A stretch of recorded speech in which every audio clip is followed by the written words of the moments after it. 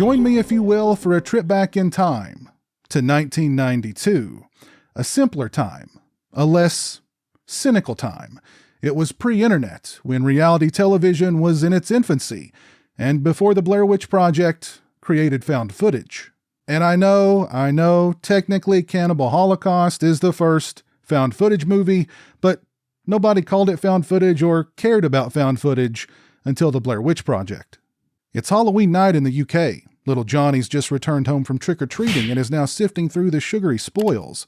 Mom and Dad are sitting with their sore feet up after the long trek around the neighborhood. It's prime time, so they turn on the BBC. Now on BBC One, Screen One presents an unusual and sometimes disturbing film marking Halloween. Over the centuries there have been countless reports of ghosts and ghouls, but the line between fact and fiction has always been unclear. Using the modern idiom of the outside broadcast, Michael Parkinson, Sarah Greene, Mike Smith and Craig Charles star in Ghostwatch. 90 minutes later, little Johnny is cowering in the corner, crippled with fear. Mom and Dad are on the phone to the BBC to either complain or to ask if what they just watched had really happened. To say Ghostwatch was ahead of its time is a massive understatement. It's an expertly crafted, meticulously conceived, and flawlessly executed film that stunned and shocked an entire nation. You can't talk about Ghostwatch without also talking about the controversy it created.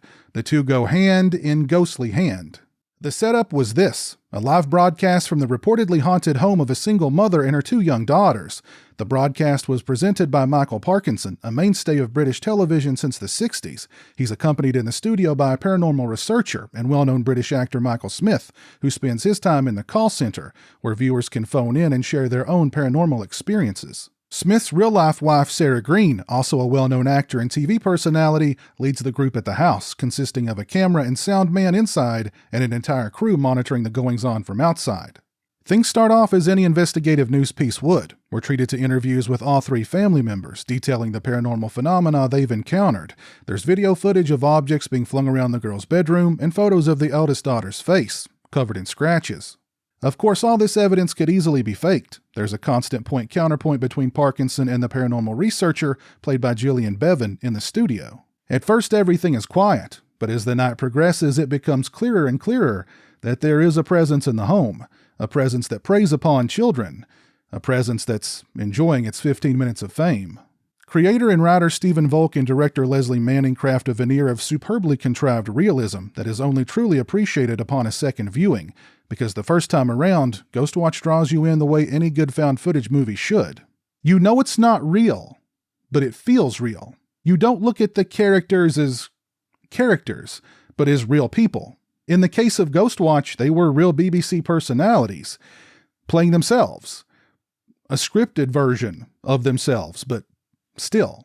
The horror and suspense elements are handled expertly, and the movie gets more chilling and chaotic as it goes on. Granted, the closing moments of Ghostwatch are a little far-fetched, but by that point, Volk and Manning had the audience, hook, line, and sinker.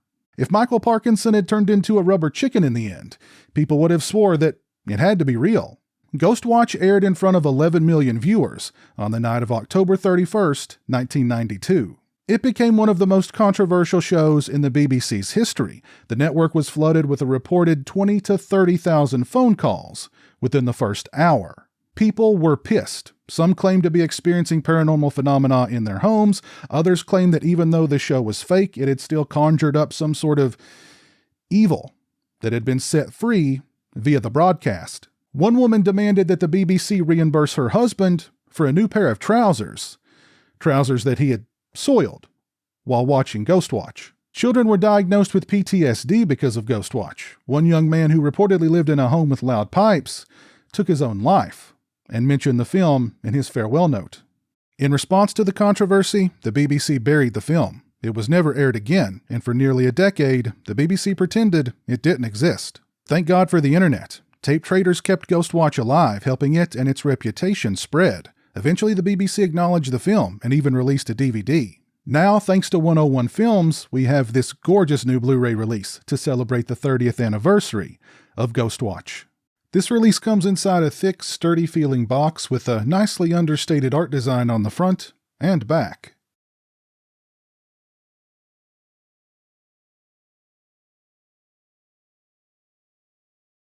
There's the case. The sleeve is reversible.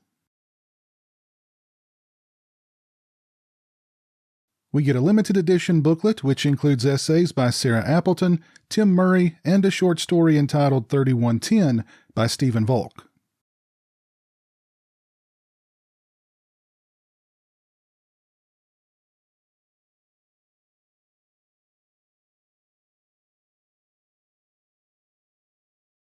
We get a reproduction of the script annotated by director Lesley Manning.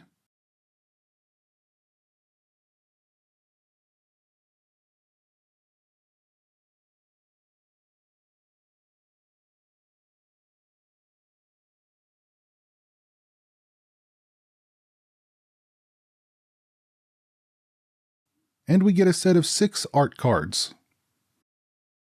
As far as picture quality and sound quality, 101 Films has done an excellent job of cleaning up Ghostwatch. This is easily the best that it has ever looked. As far as extras are concerned, first up we have Do You Believe in Ghosts? 30 Years of Ghostwatch. It's 48 minutes and 14 seconds in length. It includes interviews with actors Sarah Greene and Gillian Bevan, director Lesley Manning, host-producer Jed Shepard, and director Robert Savage, and creator and writer Stephen Volk. They discuss the inception of Ghostwatch and how Volk envisioned it as a 6-part series that evolved into a single movie. They discuss writing the script, casting it with actual BBC on-air personalities, working with Michael Parkinson, the 2 young girls who played the sisters, who were actual sisters. They discuss the satirical elements, the technical elements, the film's legacy, the controversy, and they discuss the reactions of the public and the press, the BBC burying the film, and much more. This is an excellent making-of documentary for Ghostwatch. However, I do wish they would have gone a little deeper into the controversy, maybe showed some press clippings, talked about kids developing PTSD because of the film. I do believe some of the actors actually went to public schools to show the kids like that they were alive and, and tell them that it was all for show, that it was a movie, it was fake, and to calm down. This was still an excellent and informative making-of documentary celebrating 30 years of Ghostwatch. Next, we have Shooting Reality, in which director Lesley Manning discusses how she broke down the script, and we see how she highlighted certain portions of the script, the notes that she made in the margins of the script, storyboard sketches. We see the shooting schedule, a photo of Pipes in full makeup, the floor plan of the house, and more. It's 7 minutes and 36 seconds in length. And we get 2 audio commentaries, the first with film historians Shelley McCurdo and Stella Gaynor, and the second with filmmakers Stephen Volk, Ruth Baumgarten, and Lesley Manning. This is an incredible release for Ghostwatch from 101 Films. Both the picture and sound quality are superb, the 30th anniversary documentary is fantastic, and the limited edition packaging and accoutrements are killer. If you're a fan of Ghostwatch, then this release needs to be in your collection. If you've not seen the film, watch it, and then buy this release and add it to your collection. If you've seen Ghostwatch, please let me know your thoughts on the film down in the comments section below. And while you're down there, let me know what some of your favorite found footage movies are.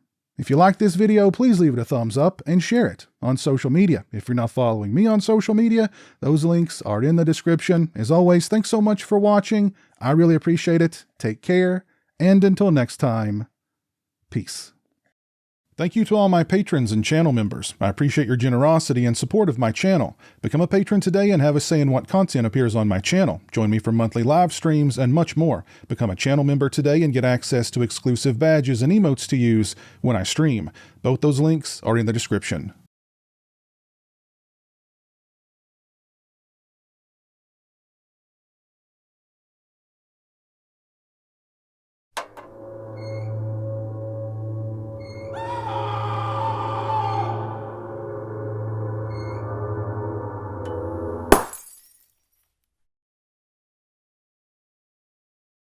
Say hello to the internet, Jeremy.